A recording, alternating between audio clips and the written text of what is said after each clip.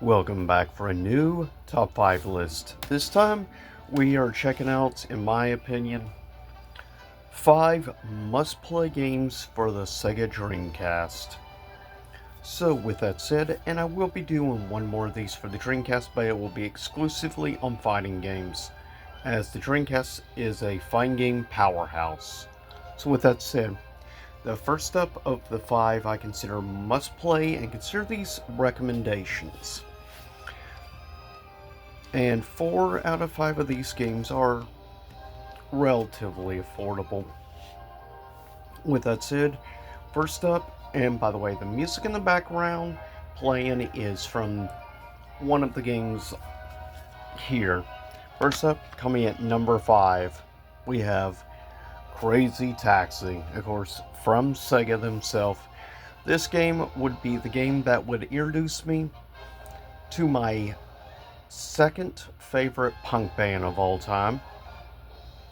Of course, that being The Offspring. That's where Crazy Taxi is great, is its punk music. It's basically the entire soundtrack was done by The Offspring, and frankly, given the gameplay style and craziness of Crazy Taxi, I think, frankly, The Offspring was a perfect choice to go with. Overall, as a whole, Crazy Taxi remains, I think, one of the most replayable games on the Dreamcast. Though you can also enjoy this as well in other consoles.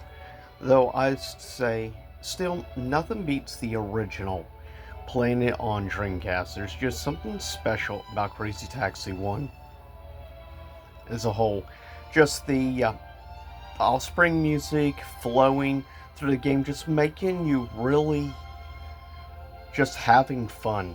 And at the end of the day, it's kind of a key importance for me when it comes to playing games, and something a lot of this era of games has that not as many games nowadays have. More passion and fun, and you can tell the people who create Crazy Taxi were having a blast creating this game, as it has a very addictive gameplay, just a lot of fun, along with the crazy, nutty characters. Frankly, your surroundings mixed with the punk music, it's just all a perfect blend. Coming in at number 4, which recently got a remaster. For me, at 4th place of games I would highly recommend giving a shot, Legacy of Kain Soul Reaver, an all-time classic from a great franchise that, frankly, I wish was still going strong to this day. It is nice at least Soul Reaver 1 and 2 both got remastered. But I will say, if you're wanting to play original, this is the superior version to go with for Soul Reaver. I mean, yeah, you got the PS1 stuff, but the Dreamcast version definitely has way better visuals, the frame rate is better, and it is great, especially if you enjoy puzzles and things like that. That's another area I really like. Besides the nutty, over-the-top action, I love the stages, I love the main character. Like, overall, it's just a fun blast of a game that actually can take you quite a long time. Like it says on the game, actually, yeah, you can get like 40 hours of gameplay out of this, which definitely helps, I think, justify. And the fact the cost of this game is still relatively reasonable, and I think the remaster will actually help keep the value down a little bit.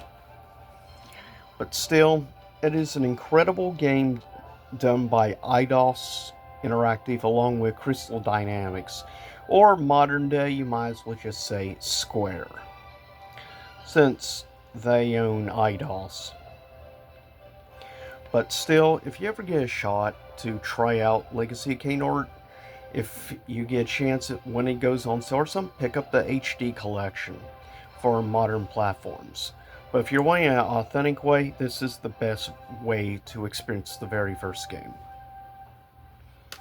Coming in at number 3 is, as I've stated before many times, In my opinion, probably my favorite game from Ubisoft of all time. And that being, of course, the classic Rayman 2, The Great Escape. Now, you definitely don't want to play this on like PS1 or like N64 and stuff.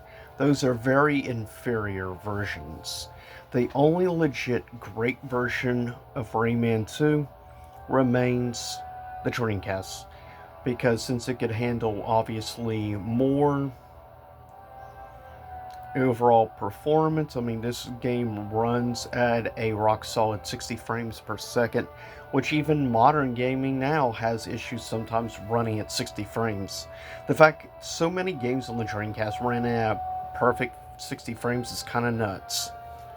But it was ahead of its time, and this still remains, in my opinion, the best of the Rayman series as a whole. But this is somebody who has played multiple Rayman games, and I will say there's just something special, and I miss the 3D era of Rayman, honestly. Don't get me wrong, I like Rayman Origins and Rayman Legends, but there's some I just really miss about this era of Rayman, like Rayman 2 and Rayman 3, and even Rayman Arena racing game. I really enjoy this series as a whole. And if you ever get a chance to try out Rayman 2, you need to. It's one of the best 3D action platformers easily of the early 2000s that you can find. Coming in at number 2 is arguably one of the coolest and most fun, unique games of its time. Keep in mind, originally when Jet Run Rayo, though everyone nowadays says Jet Set Rayo, because that's the Japanese name. But Jet Run Rayo remains an all-time classic to any fans of the Dreamcast. The fact, I mean, the introduction of many fan-favorite characters like Beat, as well as, of course, Professor K, and some amazing music, along with just like Jet Set Radio Future. Jet Grind Radio remains also the fact it was one of the first really big games to actually use cel-shaded art style, which has helped make this game age a lot better than many other games of the same time frame. But if you enjoy like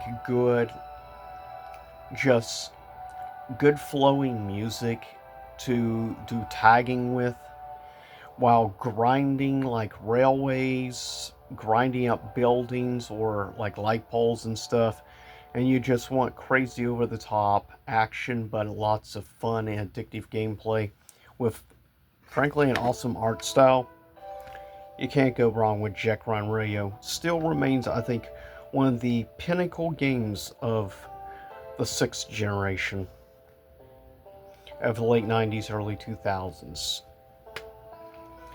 Coming in number 1, of course, music and background from, in my opinion, is easily the unrivaled best RPG from the era of Dreamcast, and that being Skies of Arcadia.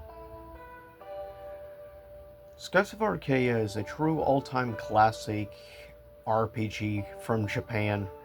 The music is top tier, the characters are great, and it's fun just getting to play like sky pirates, sailing the airways with flying ships. Like, the characters are likable. You have many different characters you can unlock, have a variety of different like groups, teams to play with, and just being a sky pirate is honestly a blast. Frankly, originally playing this game gave me a lot of flashbacks of stuff like from the Disney Afternoon era of things like Tailspin, fighting Darn Carnage, and the Sky Pirates. Gave me flashbacks of that. Probably one of the reasons I have a real soft spot for Skies by far.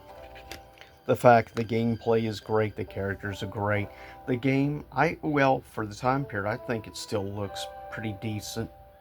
And it remains one of the absolute best RPGs of the early 2000s. Nothing else can come close. Also, very addictive gameplay and great performance. At again, a rock solid 60 frames.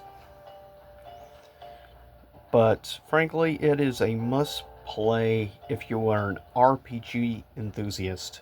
You can also get Skies of Arcadia, or known as Legends, on the GameCube as well if you want. But still, I say Dreamcast, the original, is best, but to each their own. With that said, that is it this time. That is, in my opinion, 5 must play games for the Dreamcast. So, with that said, see y'all next time. Stay safe out there as the world gets more crazy by the day.